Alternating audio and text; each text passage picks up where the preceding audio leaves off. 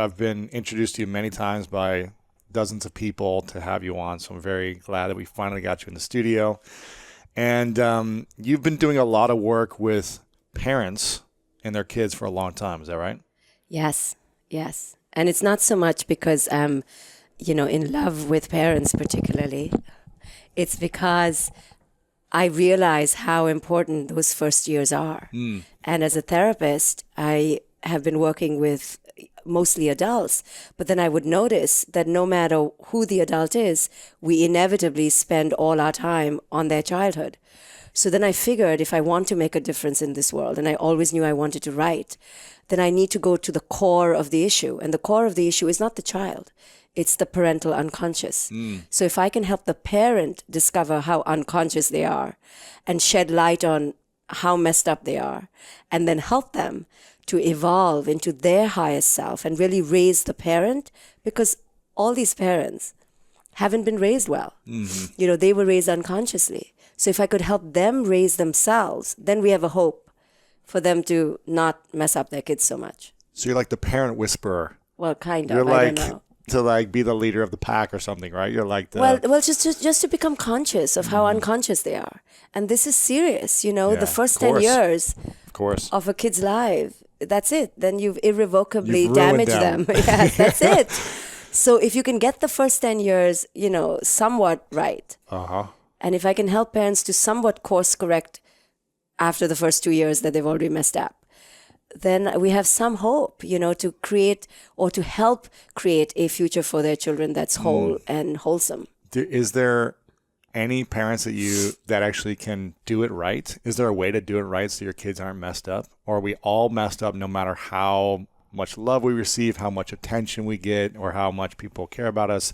If our parents missed one game, do we hold on to that as kids that like they didn't care about us no matter how hard they tried? Well, it's not about perfection, and it's not about not messing up. So that's not the point. Got it. The point is to become curious about how the mess up teaches us how to become more evolved, how to become more authentic. Every parent will mess up. It's just an irrevocable truth of life. How can you not? So we're here to discover how to become more conscious. The only way to discover how to become more conscious is to see the unconsciousness. So what I really help parents do is penetrate their unconsciousness and transform that into consciousness. Got it. So it's not about avoiding unconsciousness.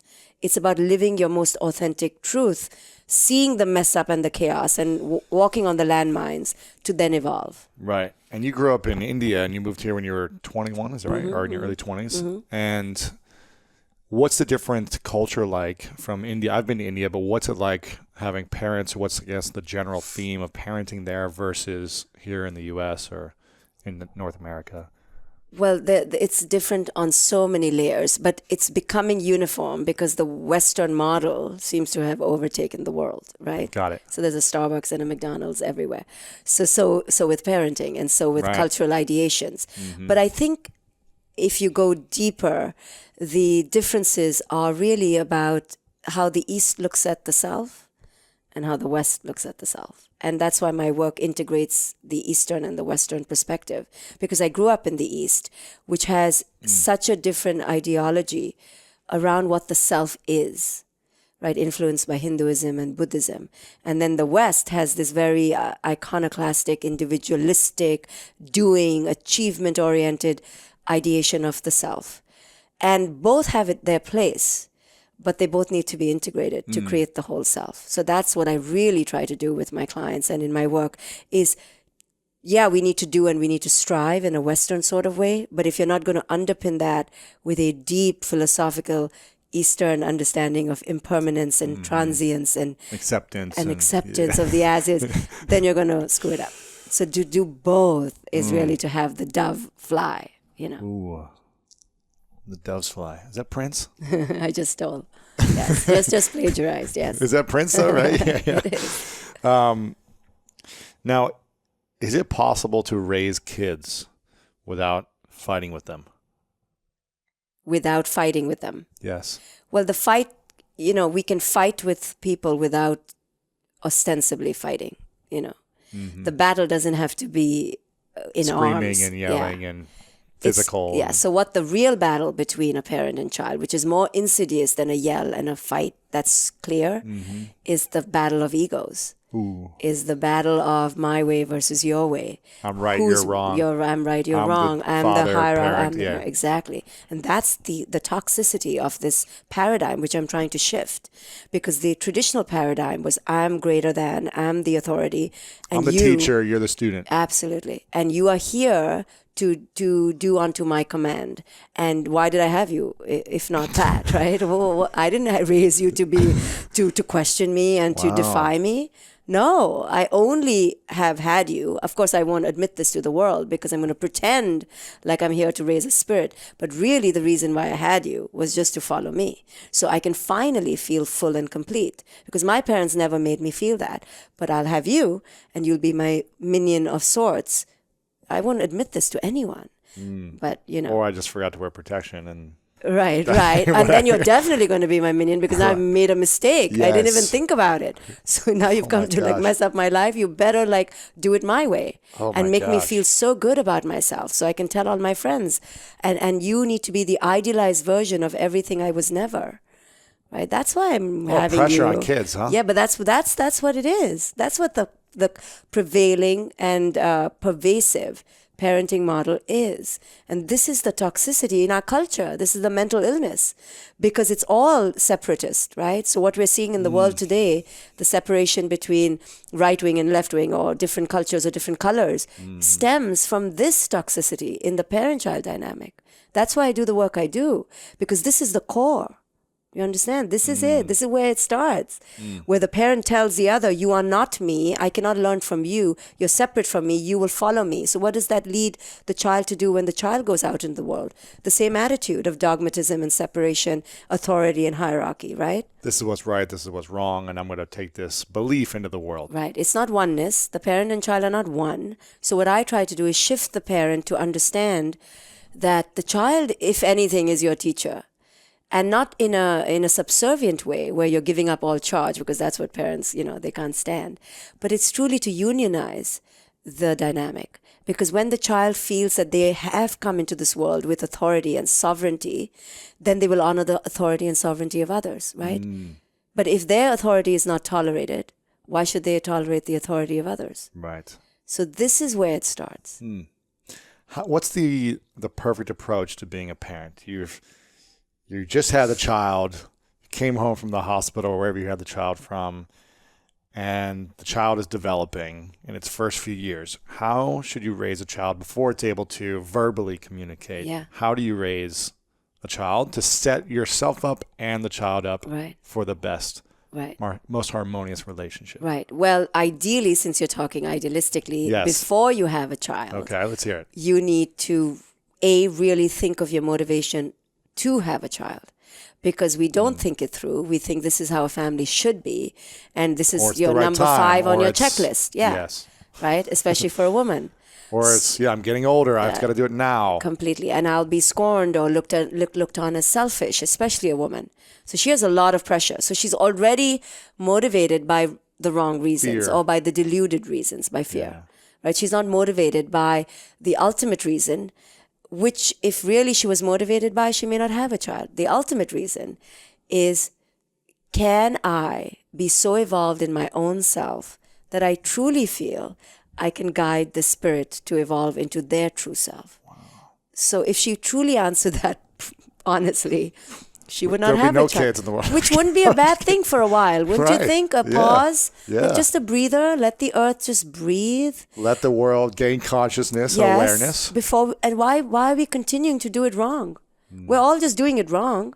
Why don't we just take a pause? It isn't a terrible idea. Get it right, align yourself with consciousness, and then start again. But no, we're so egoically obsessed. We're like, no, I have to have my kid because I have to leave my legacy of disease and mental illness. I must leave my Suffering particular and- stamp of it. Because that's what we're doing. Unworthiness Unworthiness. and- Why not? Why not? I'm unworthy, so I'll create the same thing in someone else. Because mine is a special kind of unworthiness, Right. No It's one else understands yeah, me. this particular kind of I'm special. self-flagellation Right. that I'm an expert at. Yeah. So no, I think ideally we should all take a pause for a Wow. couple generations, become conscious human beings, and then really mindfully think as a community if the community is ready for another child. This should not be an individualistic enterprise anymore. Children growing up in nuclear families is also part of the disease. You're putting so much pressure on two fragile, if they're two, one fragile human being. It's too much strain. We've lost the whole collectivist mentality of raising children in a village. Hillary Clinton got it right. It does take a village, and we've lost that. So when you ask me what's different about Eastern and Western, that's another way the East is different. There is a more communal orientation and the raising of a child. It's more in a joint system. It's more kinship, Extended kindred. family. Yes. Yeah. It's like, And then you come here to the West. My girlfriends in the East, they're appalled at how much pressure I have in the West. I don't have any help. Not right, extended it's like families, isolated, like, too no one much else can pressure. touch my baby. They're going to So get no him one's going to sick. touch my baby. So my baby gets all my crap. There's no hope that there'll be mediation from anyone Right. to help. Right? And No other perspectives. no other perspectives, no multitude of roles and influences. And not only is the illness passed on, but the parent breaks under that. So not only does the child suffer, but the parent is truly suffering in the West because the pressure is too much. So much pressure. Yes. If there's no family around, if they're leaving home or whatever. And then with the divorce rate, I don't even know, is it more than 50% now? Is it? Well, it's close, yes. So Something like imagine, that. like the analogy that many people give is that you won't get on a plane ride if there was a 50% chance of survival. Yeah. Crashing? Hell no. Right. That's one of the things I'm So- afraid of getting married for, right? Yeah, you should question. You should question these institutions. So I think my book and my work is not about putting more pressure on parents. It actually liberates parents to penetrate the deluded ideations we're living under. The whole idea of success that we put on children. It's deluded. Pressure. The pressure to achieve. It comes from fear and lack. So when I teach parents that you're just operating out of fear and lack because you're not complete, you want something to post on Facebook, you need a medal because you never got it, or you need to prove it to your parents that you're still a good person, and you're using your children. Once parents get it in an epiphany, then they release their children of it, and now they have less anxiety. When I teach them about the superficiality of grades and how grades are just a hair's breadth of the whole potential, Yeah. now I've released the parent from pressure. Now they can truly connect with who it is their child is. Otherwise, parenting is all about pressure, pressure, pressure. Right? So the connection is coming undone. And if the child is not connected to, they grow up wandering the earth, Yeah. addicted and searching. Yeah. So, okay. We first have, in an ideal world, we first ask ourselves if we should have the baby. Right. If we're aware, conscious. We most able likely to- would not, but say, Right. Right. But say we've done the work. Okay. And we're like, all right, I'm not perfect, but I'm aware. Okay, And good. I've Good. processed a lot of my Good. past hurts, Good. the suffering I've been through. I've forgiven everyone in my past. And most importantly, I've forgiven myself Yes. for all the things I've done. Right. And I'm aware. I meditate. I've got my routines. I Yeah. still get crazy every now and then, Yeah. but I'm pretty conscious, right? Yeah. Okay. Then I have a baby. I decide to have the baby. Now, what's the first 2 years like? How should I set up my life and structure this relationship with my child in the early stage? Yeah. Then you prepare yourself to encounter one of the most profound relationships of your life, where you will be tested at the most highest level of spiritual lessons ever, which is now this being came from you, but you'll be tested that it's not Daily. yours. Really? What do you mean? They came through you, but it's not yours. So you'll be tested in not possessing another being, even though it's yours. Even though you created it, but it owns itself, is what you're saying. You Yes. don't have ownership over a human Yes, you being. barely created it too, but say it came Right. through you and you did something. Yes. You have to now release that Ownership. ownership, because now you have to pay homage to the fact that this is a being that actually you called into your life for you to grow from. So you reverse everything. So it's not growing from you. Right. You're growing from it. Right. If you want to do it the right way. So you're creating a being that is now going to be your greatest teacher. Yes, you didn't create it though. You have Okay, to. it's coming through you. Sorry for the language. What's the language? Because parents think they created it. Okay, what's this the is language? You call this Educate being me. into your life. You called this being in your life, and it came from you. It came from your being. Okay, Yes. but you didn't create this being. Well, because if you think you created it, there's a problem there. You're not a parent, so you don't see this side of crazy, Yes. but you have to see parents to know educate how me. crazy they are. I have 2 crazy parents, so Right. I mean, I'm they pretty think they created you, and that's why Right. they did all sorts of things to you. They brainwashed you and they took Right, over right. your life because they think they created you. That's the problem. And I'm trying to burst this ideology. I tell parents, no, you didn't create anyone. Like, if you created a being, you should be curing cancer. Like, if you were that phenomenal.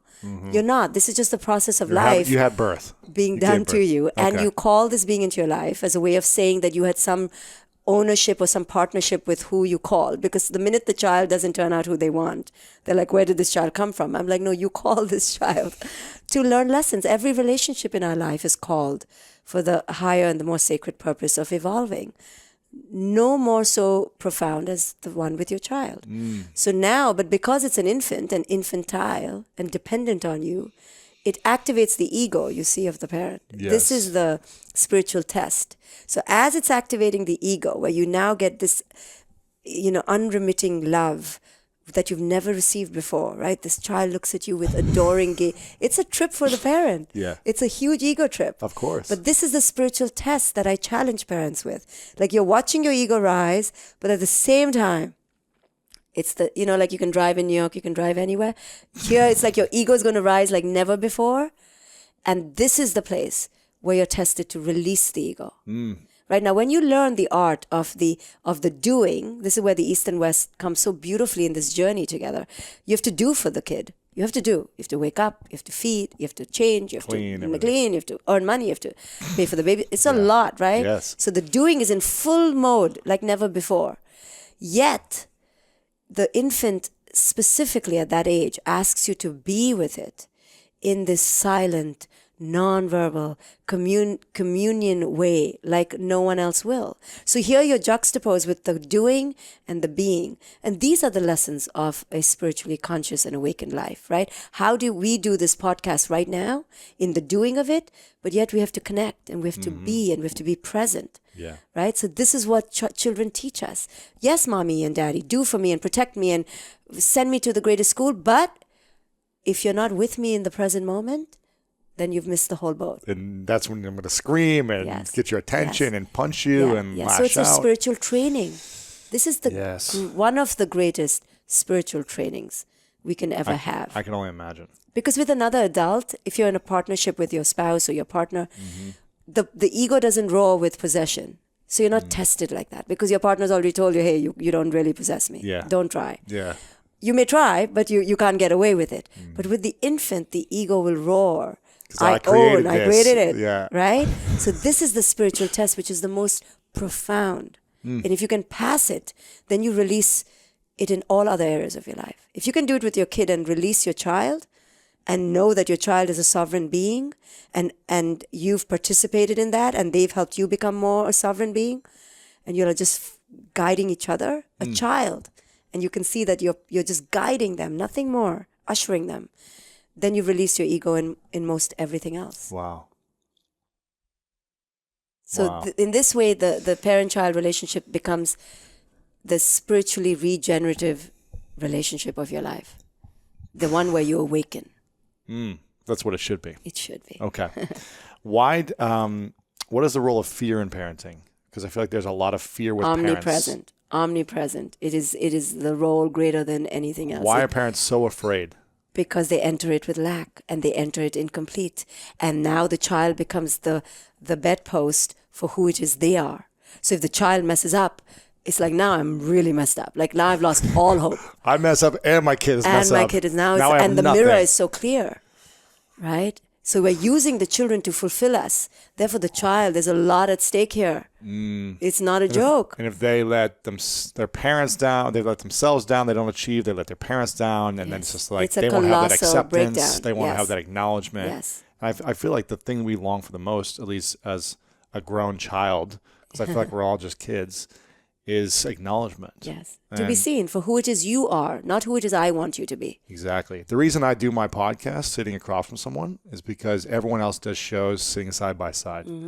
And you can get away from the eyes. For me, I want to connect and be present. Yeah, with it's a someone different and listen. energy, isn't it? It's a different energy than just being next to someone and being talking like this. And once in a while, I'll pay attention to you. Right. But I'm going to go back over here because it's more comfortable. Right.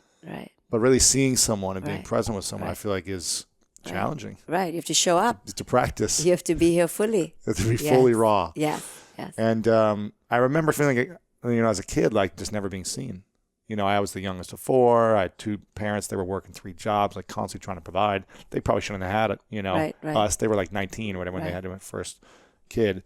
And I remember just like all I wanted was acknowledgement. And I think a lot of kids feel that way.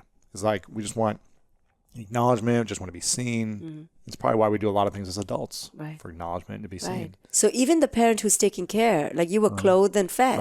So the parent is thinking, I've done my bit. I've done my job. Right, but it's not about the doing. That's what every kid will tell you. I don't care that you have a send roof me to over the my head or send me to the fanciest schools. Yeah. And you had a yacht that That's we went. what you That's wanted what you for me. wanted. Yeah. Because ultimately, all I wanted was to know that I was being seen for who it is I am, not to fit into your agenda and your image of a good life. And we use our children, to fit into our idea. So they never get seen. To look good on our Instagram page, to So then talk about to our friends. Exactly. So now they're going to have kids because they need to be seen. You see, this is why we keep having kids in the unconscious way, waiting to be seen. I know, it's This so is amazing. dismal. But it's the truth, Let's just end the human race right now. No more babies. No. Well, babies, it's the most sacred thing you can do. So better think about it. Not creating life, but calling life through you. Yes. Is that what I'm supposed to say? Yes. And it's not a joke. You can't take it lightly. I'm not trying to make it a joke. Yeah, I'm just trying to make sure I don't say creating because we're not creating. Yes. I mean, it's the most sacred thing in the world is bringing life in the world, right? Yes. And yet we take it for granted, I think, sometimes. Yes. I mean, one of my best friends just had a baby 2 weeks ago, and I was one of the first people to see his daughter. And in the hospital, I was just moved to tears by the calling forth of this being. Yeah. And it was so powerful. And yet I was also like worried for him at the same time because I was like, I want to make sure you guys are set up in a conscious way for everything moving forward. Yes. And so I think people need to be conscious about this. And you also open yourself up to the magnificence of this unknown thing called the universe. And you've put your hands and you've surrendered to this force. And to recognize that you are partnering with a force, right? Then it creates humility in you. So you're not this overarching ruler and monarch over your child. No, you didn't create this. It's coming through with this force energy. So commune with that force and pay homage to it in every age and stage of your child's life. Yeah. If you're a parent, what's the ideal thing that you should think of first thing you wake up in the morning in regards to the relationship you want to have or the way of being you want to be with that child or children? Is there something you should think about, a process, an awareness, whether it be first thing in the morning or throughout the day or whenever, but what's the thing every single day that a parent should ask themselves and be aware of? I think the question they could ask themselves is, am I connected to myself today? Am I feeling whole today? Where are my missing pieces today? Because whatever's missing within us, within 10 minutes of our child waking up, we're going to dump it on them. Wow. Yeah. Every time I see something wrong in what my child is doing is because I'm feeling wronged in my own life or that I'm not good enough. So when I'm not feeling good enough, I see everything wrong in my child. But I'm coming from a superfluous sense of, gratitude and wellness. Suddenly they can do no wrong. Right? It's projection. Yeah. Same thing with relationships, Absolutely. intimate relationships, right? Absolutely. When Exactly. we're feeling insecure about what we're creating, we're putting that on someone else. And this parent-child relationship, there's no break, for the first 7, 8, 10 years. You mean a baby can't just sustain itself and just be on its own? Just get an apartment? Not entirely. So it's like such a deep marriage. Like with your partners, you can take a break. You can have a cigarette whenever you want, go for a glass of wine. No such thing with the child. You're there. You're fully there. So how do we remove the ego as the parent and say, okay, baby crying, screaming all day long or whatever, not doing what I wanted to do. Right.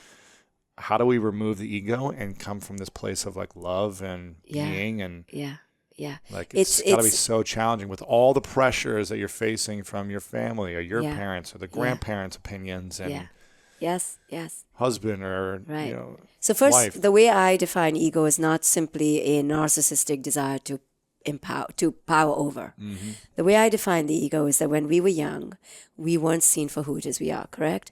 So as a result of that, we had to survive. Now, in order to survive, we had to contort and distort and pretzel ourselves into a version of who our parents wanted us to be. We had to fit into just to that. fit in, just like survive. Please feed me, take care of me. Like don't be mad at me all day. Yeah, exactly. Gosh, it's the worst. Correct. Don't scream at me. Yes. What have I done? Right? Just be myself. I just woke up. Yeah. Or I just spilled milk. So the nucleus, the core of the authentic self is now being denied and is increasingly invisible. So it needs an invincible shield to protect because it's disintegrating. There's nothing inside. So it creates this false self. And I call the false self the ego. The ego was created to survive, but eventually will create suffocation. So we need to kill the ego. Now, how do we kill the ego? We first have to accept that it exists, recognize each time it comes up, love it for the service it's provided because it kept us surviving. Mm-hmm. But now So we funny. need to understand that its core came from fear. It was created because I was scared of being yelled at, right? So I created some badass rebellion or I created some whimpering obedience. Whatever I created was false. It was created out of fear. So now when my child screams and I go back into that fear and then I develop my ego, whatever the ego is, either I become too genuflecting toward my child and subservient and indulgent, or I become badass rebellion thinking my child is my parent, but it isn't. I'm like acting in ego. I'm acting in false self. So to recognize in those moments when it comes up and then to penetrate it, it takes a lot of introspection. You need the help of someone at first to do this because you don't even know. You see, the ego is your second skin. You don't even know you're walking around with it. So it takes someone from the outside to go, you're in fear. That's your ego. That's a mask. You're protecting something in you. It's not the truth. And as you release the ego, only through accepting the ego, understand? It's the counterintuitive. You can't being just, aware of it first. Yeah, you can't just kill it. Then you emerge into your true self of connectivity and lack of fear. Right. And this is why children will teach us how to be who it is we are by showing us our ego. Every moment you'll be seeing your ego as a parent, if you're willing to see it. Yeah. No, it's fascinating you say this because, not to go too off track, but my new book is called The Mask of Masculinity. Wow. It's about the mask that men wear that we're not even aware of that hold us back from having vulnerable, loving relationships. And it starts when parents tell their boys, right? Exactly. Don't cry or don't be a girl. Don't be a girl. Don't be a pussy. Don't be whatever it is. Don't be a wimp. Suck it up. So you begin to disconnect from your feelings. Put on masks. Right. And your authentic self gets hidden. That's it. Yeah. And then you're all like... Yeah. And then it carries off through relationships, through parenting, through all these things. Yeah. And then the women in your life or other relationships tell you, but you have to feel. And you're like, feel? I stopped feeling a long time ago. Mm-hmm. Yeah. And then when you're in sports, it's even worse. Yeah. And you have to be a certain way. Yeah. You got to be a warrior. For men, it's prescribed. Yeah. But for women, it's prescribed too. We have to be, Now it is even more pressure for women. Yes, absolutely. Be great in the workforce, be great in bed, be a great mother, always look hot, all these things. Yeah. The pressures of both men and women. And both now self-perpetuate. Right now, it's self-perpetuating. It's not even that the man is telling the woman any such thing. The woman is doing it to herself. And the man pressure the woman is putting on now themselves, it's all right? inculcated. It's so imbibed. Why? Why do women put so much pressure? Yes. Because it's something that we've been trained to be good girls. And we've been trained to be obedient. So whatever culture says is the way, we're going to be obedient to the way. Oh, now you want me to be a badass, entrepreneur? I'll be that. Oh, you want me to be skinny? I'll be that. Oh, you want me to have big boobs? I'll do that. We're just trained to be obsequious, subservient. We're such good girls. That's what needs to break in us. That's what we need to teach our girls. Be a bad girl. Well, not to be a bad girl or just think, question, pause, have your own sovereign right. And mothers need to allow their daughters to do that, and fathers too. Yeah. But we mothers raising our daughters need to be the example where we question everything.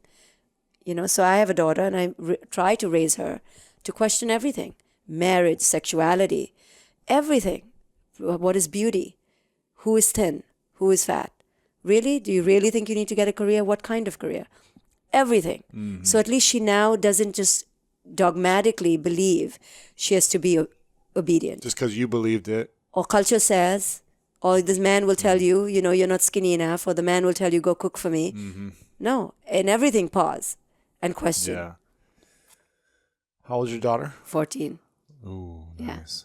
Okay. Yeah. All the guys are coming after her right now. And I can see, and I have to teach her about who men are and who Yeah. boys are, and I feel bad It's tough. because it's kind of bad. It's tough. I have to tell her that the boys she's with may not know how to feel. And she'll be all in her feeling heart and thinking she's in her heart gonna and be thinking like, they're in their heart No.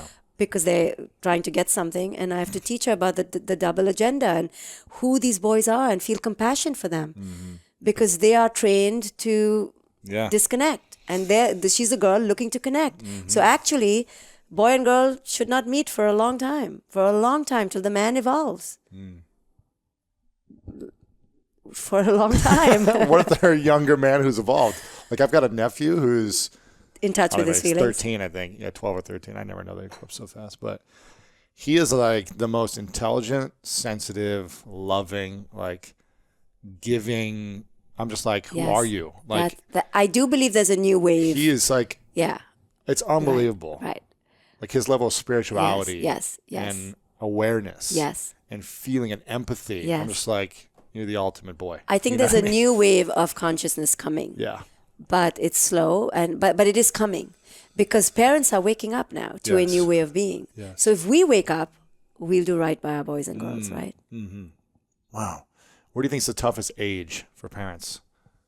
To be able to be graceful and remove the ego of their kids. How? Yeah, I think it is the teenage years because while before you could still get away with being a monarch, when you're a parent of a teenager, now it becomes They can clear. get Like away. now your can time is escape. up. So now you have to deeply sit with who it is you are, Oh my right? gosh. Without the identity of someone needing you. Like your child is now barefaced and bold-faced, telling you, I am entering my own right and might. Now you better figure out what your life is because I may not need you anymore. Wow. And I don't want to need you. And you need to release me. And we parents don't want to release. Why is that? It's like suffocating. I don't know. For me, I've been celebrating ever since my daughter began, becoming autonomous. I'm like, Sweet. cut the cord. I'm like, here, take the scissor. So ready because I want her to launch. But parents don't want that because they're tied up in the identity of being needed. They've so invested in the identity of being a parent that they've forgotten who it is they are. Another egoic mask. Wow. Parenting becomes another mask, you see. It's a mask. It is. It's a way to avoid who it is you truly are. And I keep teaching parents that if you don't go back to who it is you are, you will raise your child to have a false self. Gosh, my mind is being blown right now. What's the greatest lesson then you've faced in the last 14 years? Parenting. Just the Personally, like a personal thing that you've come up for sure. That's why I write the books I do. I write them really for, to talk to too. myself, Me right? too. Yeah, to embed my own teachings. I open the book and I go, let me learn something. Because I think just the humility I've had at my own unconscious. And I've been meditating since I was 22 years old. And that was only 5 years ago, I know. But it's been my life's mission. And yet the force and vigor of this unconsciousness is so profound, and it's my daily challenge. But I rise to it, I'm excited by it. I'm not ashamed when I see my unconsciousness. I'm ready for it. I'm not narcissistic to believe, I'm above it. It's there every day. My voice becomes high-pitched. I become shrill. I interfere almost every day. Right? Because each time I'm afraid she's too entitled. Each time I'm afraid she's too lazy, too disorganized, right? The plethora of fears are endless. I enter fear. So then I watch it and then I have to release it. So each day I do, and I'm just humbled by it, by how much there is to do. So much Really? work. What do you think is the greatest lesson you still have yet to learn by being a parent? I think the absolute, complete trust in their destiny. Like I have it, but I lose it. I forget. You're questioning. You're like, I you really go want to like do that? Yeah, exactly. Are you So sure I can that's the way you talk wanna it, go? but when push comes to shove, and I see she's about to say yes to a boy to go out on a little date, and I'm like, no, don't learn that lesson on my time, learn it when Right. you're on your own, like take it from me. So while I say I want her to learn her own lessons, then I also want to bypass them. It's hard to see your child potentially go through pain. But don't we need to go through that? Absolutely. That's it. In order to learn, we've got to fail over and over and over again This to is the achieve. lesson. You just hit it. There's no To way you can let have a your safe, child perfect go life. through pain. This is it. They're This not going is to be able it. to take on anything in This the is world it. when they're an adult Yes. if they don't experience, in my opinion, extreme So discomfort. this is the greatest lesson for parents. To let your child be rejected, let your child get the C grade, let your child come last in the race, and don't fix it. Don't fix it. I'm so glad I was messed up as a kid. I know. Look how great you've become. Right? Yeah, because I mean, of it. No, really. I It's look made you back at resilient. it and I'm like, it was the most challenging times. Yeah. Right? It was so scary and uncertain, and there were many moments where I was like, why am I even here? I would say this when I get in trouble. I'm like, I don't think I should be alive. Because I just didn't even feel like accepted by anyone. And I feel like the trauma and the suffering. Now, listen, I'm a white male in America. So it's like I already hear people saying white male privilege, like you have nothing to complain about. Right. But we all have an inner world that we Absolutely. face with our own demons. No Absolutely. matter how good it may look in the outer world, we all have an inner world that is a challenge to overcome. And I just faced a big inner world, demons in the inner world, where it's just like, I just believed that I had to go through it in order to be able to do what I'm doing now. What do you think allowed you to convert the pain into power? Being aware and forgiveness. Yeah. Like ultimately forgiving all the things that happened Yeah. to me, for me, whatever you want to call it. And then then forgiving myself because I was holding on to so much like resentment and shame and guilt and all these things for myself and anger and for everything, whatever. Every experience that built up, just feeling like I hate the world or whatever, So letting it go and actually coming from a place of gratitude and being like, wow, if that didn't happen, I wouldn't have learned this. Yeah. And I wouldn't have been so driven, or I wouldn't have been so compassionate towards other people who have gone through similar things. Absolutely. And I wouldn't be so loving or understanding. Now, listen, I mess up all the time, and I'm constantly like, my ego is being attacked all the time, but I feel like I'm very aware and grateful for everything. That's amazing. How messed up my parents were, like everything. I'm so glad. Yeah, you didn't go under. You came through. You went through and came out. But I could have easily gone, to prison absolutely. or something, Absolutely. So I think it's just having like the awareness enough to be like, okay, I need support. I need help. I need to do the work for years and start to let go of these things and keep doing the work. I know. For some reason, you entered this life contract with them that somewhere you said to your own destiny, kill my ego right away. Like, don't give me any false sense of comfort. Like, show me the unconsciousness in the world right away. I'm ready. Yeah. Because you were obviously ready. But let me tell you, Sucked. there's no family. Do you understand? No human being that did not have an unconscious parent to some degree. They had no choice, your parents. They were They're conditioned. doing the best they could do with They what were they had. conditioned. Yeah. The illness was passed on as a legacy from their parents and generations past. And culture is sick. Culture is diseased in many ways. And we're seeping our children's minds with, separation, fear, lack, the need to keep on doing versus abundance, presence, quiet, gratitude. You are already complete, right? Anything extra you do, great, to pay your rent and buy some makeup, but you don't have to use it to define who it is you are.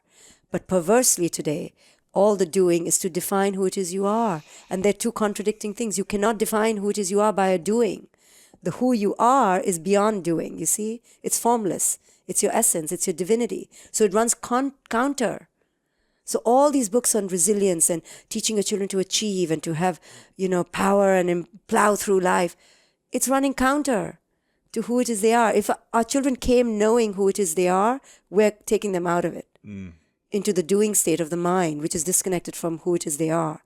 We need to keep our kids who it is they are. The rest will follow. How do we keep them who they are? Well, that's it. That the preservation of that is the mandate of a conscious parent. Because when you,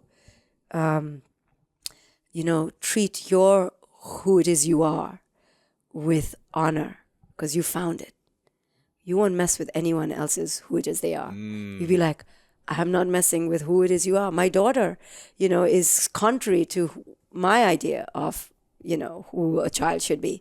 But it's who it is she is. So do you accept her? So it's my struggle, right? Because I have to let go of my ego. But 'Cause you're a powerful, driven woman But I know who's that on I a have mission. to. I must. And she is different because I'm ready for this. Because why should she be the same of my fantasy? She is who they come driven, purposeful, destined, knowing who it is they are. We take them out of it, and then they have to return back to it. We make them wrong for who they are. Right. And We then they try to- spend their whole life going back to it. No, you're not gay. Yeah, You're straight. exactly. No, you're Christian. You're Right, not this. right. You believe in this. You don't believe in that. Absolutely. Not only do we change who it is they are temperamentally, like why are you so bad or why are you so clumsy, like their nature, right? They're just they're just children. We then contaminate their mind with how to think, tell them who God is, what love is, who to love, how to be. Now we've taken them way off course because we've Brainwashed. given them a prescription instead of them evolving into those things on their own. Discovering it for Discovering it themselves. on their own. And Now they then have to undo that. You know how hard it is to undo? It's so hard. So hard. I mean, I feel like I've always questioned things, though. Right. So I'm glad you're saying this because I feel like I've always been like, no, I'm not going to be the guy that drinks alcohol just because all the other football guys are Right. drinking. I was Right. like, no, that doesn't serve me. Wow. No, I'm not going to do this. Right. I'm going to do this other thing. Right. I was like, everyone's bullying someone else. Like, Mm. let's go hang out with other people and like Mm-hmm. lift people up. Like, I don't need to do that. So I always question, even though it's at the extent of me being alone. Like I was alone because Yeah, there I was a price to questioning. pay for it. Massive price Yes, yes. of isolation. Yeah. But I think it's the reason why I still do this show because I'm constantly seeking what's a different belief, what's another angle, what's something maybe that doesn't fully support me right now that I could shift a little bit that would support me. And it's a constant learning process. That's why I call all my work the deconstructive process, right? You have to deconstruct in no greater journey than parenting because now you're responsible for providing the template for another human being.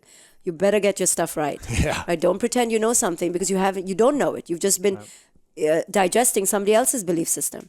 Have you deconstructed what is God, who is God, what is religion, what is marriage, what is sexuality, what is empowerment, what is power, what is beauty? Have you really deconstructed?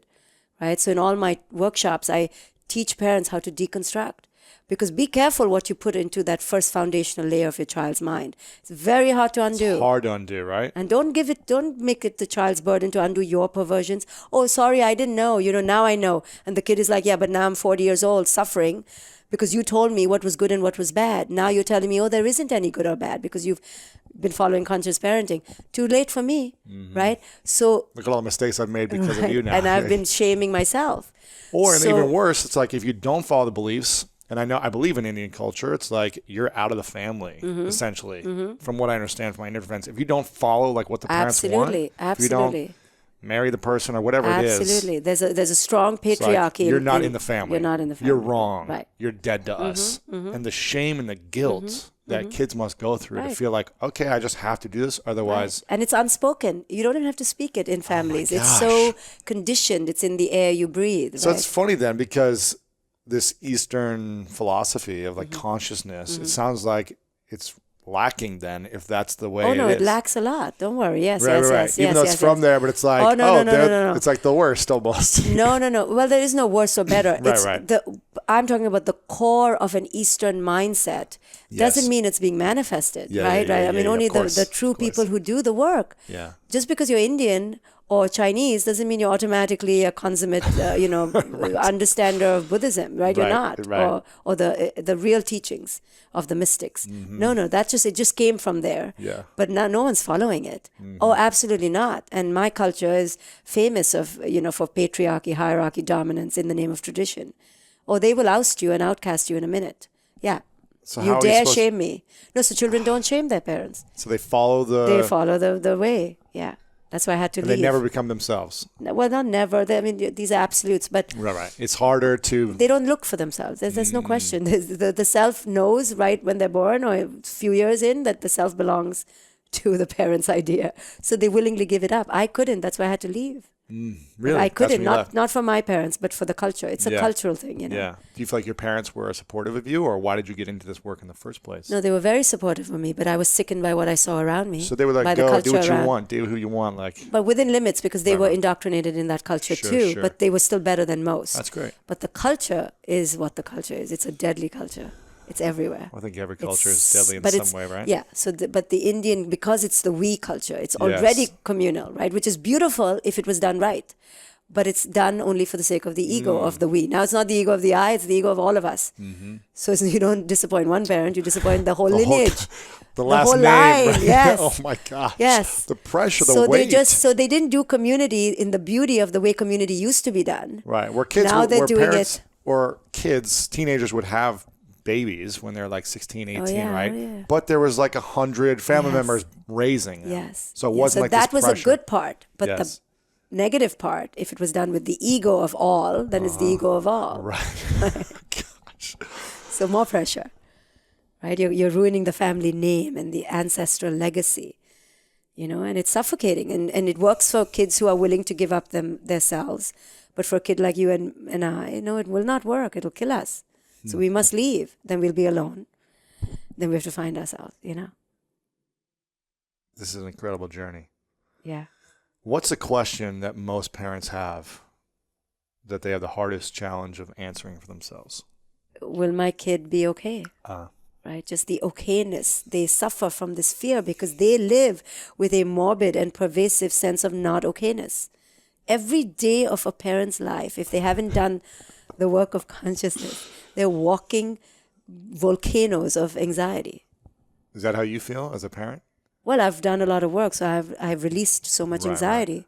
Right? I'm ready to die. Like I could go out right now and die. It's okay. I've been working on death. Wow. So if I'm, I'm ready. Every But day what is if you're- complete. What if something happens to your child?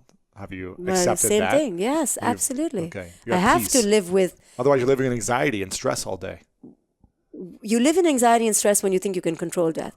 When you understand that death is not in your control, therefore you live fully and release when death comes, then you don't live in anxiety and fear. You live in anxiety and fear because you have this narcissistic, grandiose delusion that you can control death. And you haven't become one, you haven't made friends with death. But when you make friends with the ultimate, which is death, then you live fully in the moment. And when your child's destiny is ready to be complete in this life form, once you already understand who am I in this, like I'm just a speck. When your child does end life form, you release her or him. Because we're only here to inhabit life form for a blink Yeah. anyway. So this idea of permanence is a delusion. This idea of doing to create identity, a delusion. This idea of possessions being ours, children being ours, delusion. So when you penetrate these delusions, you have not no anxiety, less anxiety. Yeah. You're freeing yourself, right? Right now, if someone came and told you, the God came and told you, you're going to die right now, right? How ready are you to go? Come, go, let's I feel go. like, I don't want to die right now because I feel like I haven't done everything I want to do, but I feel like I've attacked life fully and gone after everything I could up until this moment. Correct. Like without regrets Right. of being like, oh, I wish I would have tried that. I wish I would have Right. gone after that. I So wish I would have far, been so scared. with the resources you Yes. had, you lived fully. I have, yeah. Right now, everyone will say, I haven't yet done the Yeah. 10,000 things because this is the nature of life. You will Yeah. never be done. Right. You will never, ever be done. So instead of having that as your reason to move forward, you just have, the way I look at it is, with the resources I had, did I try to live as fully? And now that's it. Because Yeah. there'll always be more. There's course. always more. Yeah. Right. No. So I feel okay. I feel like if I was like, would I regret being dead right now that I didn't do something? No. See, that's it. So you're living your life each day asking, am I living as complete as I Yes. can Yes. possibly? Yes. And again, not to measure it in what did I not do, but how am I being, right? Changing the question to not a doing question to a, am I fully being myself? Yeah. And so that's how you became close or okay with death, by kind of asking yourself this process or going through the process. Well, just understanding the nature of life, that it's impermanent. Yeah. Right? So to cling on to anything is to suffer. So if I want to suffer, I keep clinging. If I want to stop suffering, I stop clinging. What's the area of your life you suffered the most? That I have suffered the most. I think just trying to, for me, you're asking me personally? Yes. Yeah. For you. The battle for me is living in this life form, knowing that it's such bullshit. It's a game. So how to play this game with playfulness and elegance, and I really don't take it very seriously. Yeah. But everyone else does, right? So how to negotiate that, when I don't really now, less and less take it seriously. Yeah. So negotiating the form-based attachments that everyone has with my understanding that this is all formlessness. Yeah. It's going to be over and before just, we know it. Yeah, and just like juxtaposing that, trying to take it seriously. What about an area in your life that you suffered the most, whether it be through childhood or through early 20s? Was there a moment or a stage of years or that you were suffering that you can remember? Well, I didn't suffer much. You didn't suffer much. No. That's good. Yeah, I entered this with a little bit of joy. Yeah. That's I know great. most people entered through Was suffering. there like a relationship that you... And so when I did psychology, I did my PhD. Yeah. You have to write papers on how did I suffer. You're I was like, what? Huh? No, but then I had some negative things. I'm like, hallelujah. Found Thank something. you, that uncle who tried to feel me up. Like, thank you. Like, something to write about. Because I had pretty wholesome parents. Oh, that's great. But I still had society around me. So my suffering came from being a girl in Indian culture and having unconscious men all around me and having to deal with that. Right. Very hard. I can imagine. Yeah. Hard because women are supposed to be a certain way in India. Yes. And men, are aggressive and unconscious and repressed. So growing up as a girl and then grew up to be a teenager, I could never fully be in my body or own my sexuality. Because if I was too much, then the onslaught and the payback of that was too much. Yes. So I used to hide. So I put on weight. I hid. I was like, let me just yourself. be, or just like dumb myself, dim Not myself, be seen, yeah. not be seen. And then I just waited to leave. And the minute I could leave, and then I began like undimming and undumbing myself. Wow. But I dumbed and dimmed a lot. Wow. Yeah. It's crazy. Yeah. You have to do that to survive. That's the ego. I know, it's crazy. Yeah. Okay, a few questions left for you because I know you got to run, but I'm fascinated here. How can a man be the best parent that he can be? Yeah. Because we've talked a lot about, I think, Yeah. your experience as a female, but how can a man raise a son, a daughter with the pressure that men feel, which are different than women, very right? different. Not more or less, but just like Completely its own level different. of pressure. Yes. So And how in can many ways, men are absolved from the intensity of that bond, and they lose because of that. They lose because the man is in the doing, therefore in the head, therefore in the disconnection, Not in the heart. or in their, in their penis. So head or penis, but there's the heart here. It's like it goes around. Yeah. So the heart needs to be awakened, and if not the partner, which is usually not the case, right? The partner is often bypassed. It's hard for a man to truly surrender to their partner, but a child has the potential to allow them to bypass that circuitry and enter the heart. Wow. But many men are missing that opportunity because for the first 10 years, typically of a family's life, they're out there, they're working, they have to pay for tuition, the woman is staying at home. The way it's set up culturally is that the woman stays at home. So she's losing out from the doing and the achieving that she needs. And the man is divested of the connection and the quietude that he needs. And so it's impossible. And the first 10 years are really the years to allow for that embedding to occur between father and child. They lose that. So the father's just like, oh, I'll just play baseball. But that's a doing. Or I'll just wait till he can hike with me. That's a doing. The real essence of childhood is that 0 to 6, where the child is not a doer yet. The child is a beer and invites us all to be in the present moment. And if you lose the first 6 years of entering and being invited into the child's being world, like if you're with a child 0 to 6, it's a trip. It's like nothing else because no one lives in the present moment like a child. Like I remember the epiphany I had because I would keep like wanting my child to get to bed, or my infant, my 2-year-old, or, brush their teeth, or doing. And then it hit me, oh my God, everything I practice in meditation is right here in front of me. Like slow the hell down. Have no agenda. There is no time. and we are nonverbal. We're fully present. That's when I realized I am learning all the lessons I'm reading about or meditating about here in this relationship. So therefore, this child is my teacher. That's when the epiphany came, when I realized all I wanted was to do to my child. Like, come on. Let's go to the park. Let's run. Let's go use a trampoline. Let's learn. Let's learn ABCs. Let's take a class. I just wanted to sport. I was making my child my next PhD, my project. I was very masculine. So most parents project.